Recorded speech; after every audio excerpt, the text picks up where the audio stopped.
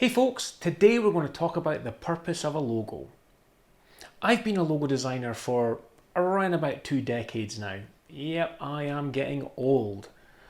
I still come up against people daily who aren't quite sure what a logo's purpose is. So I thought I'd create a wee video and try and explain. We see hundreds, if not thousands of logos every single day. And many people think it's the logo's job to promote a product or service. This isn't the case though, but the reason people do think that is because the logo is doing its job. And that job is to help you quickly identify with a brand. The logo doesn't give you a sales pitch or wave special offers at you. That is a job of branding materials, the brand's marketing. It's adverts, it's brochures, leaflets, posters and so on. Because a brand includes its logo on all of these branding materials, what happens is, even though the materials may look different, use different photography, different colours, the logo is always there and the logo is always the same. So the more and more branding materials you see from a brand, the logo is the one constant value that doesn't change on those materials. As such, it sticks in your head.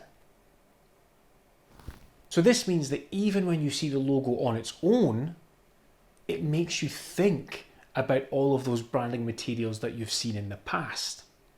It brings forward the feelings and the emotions that you may have had when you saw those materials, whether that be good or bad.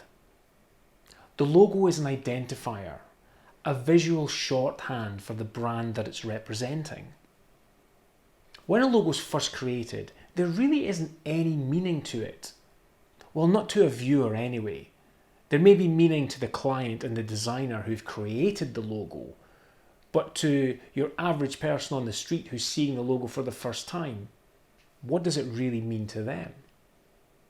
For example, everyone knows the Nike logo, but do you think when it was first created that anyone knew what it meant or what it represented, other than the designer and the client? Exactly, they didn't.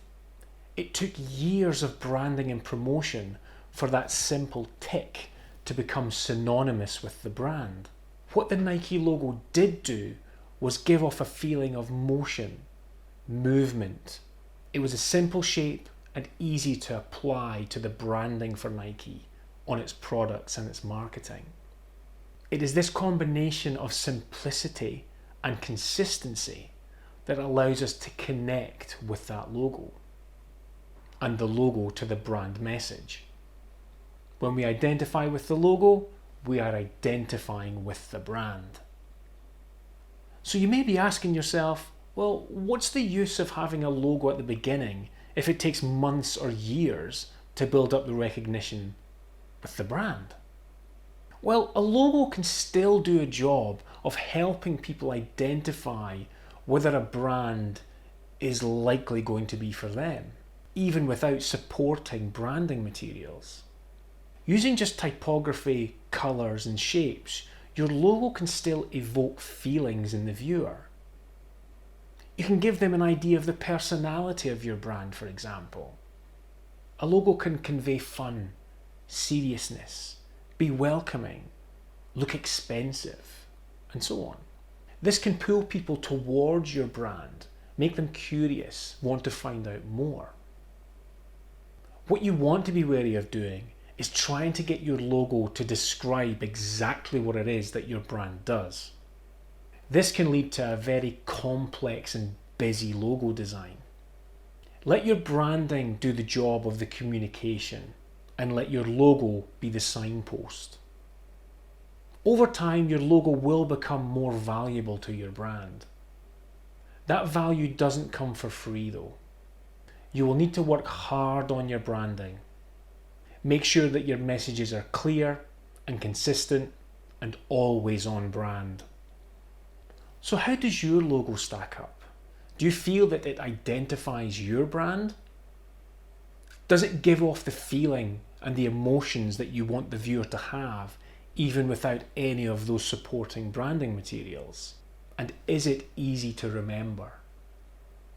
If you ask someone to draw your logo from memory, do you think they could do it? Think of all the big famous brands that you know. If I asked you to draw the Apple logo, or the Starbucks logo, or the McDonald's logo, or the Adidas logo, chances are you'd do a pretty good job of getting an approximation of their logo down on paper. Ideally, you want your logo to do the same. You want people to remember it easily. Because if they can remember it easily, that means that they will start to remember the bigger picture of your brand as well. So there you have it, folks. That's the purpose of a logo. The logo is there to identify the brand. It's not there to sell your brand. It's just there to make people recall memories of things that they might have seen, engagements or interactions they may have had with your brand, and how it made them feel.